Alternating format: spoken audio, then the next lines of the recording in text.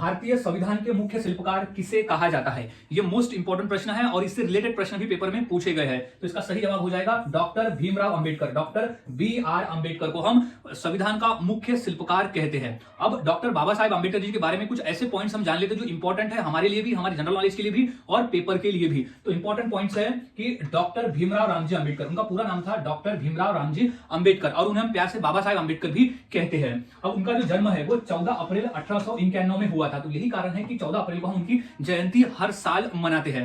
अब कहां हुआ था? तो मध्य प्रदेश राज्य के महू में हुआ था। मध्य प्रदेश राज्य के महू में उनका जन्म स्थल है हुआ था, जो अब उन्हें अंबेडकर नगर के नाम से हम जानते हैं।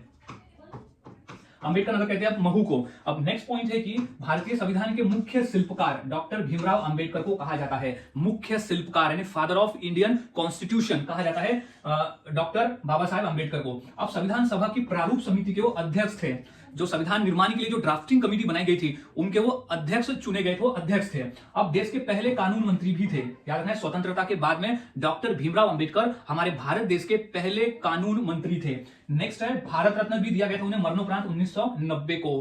भारत रत्न जो कि हमारे भारत देश का सर्वोच्च नागरिक सम्मान पुरस्कार है, उन्हें मरणोपरांत 1990 में सम्मानित किया गया था इस पुरस्कार से। अब उनका एक प्रसिद्ध मंत्र था कि शिक्षित बनो, संगठित रहो और संघर्ष करो।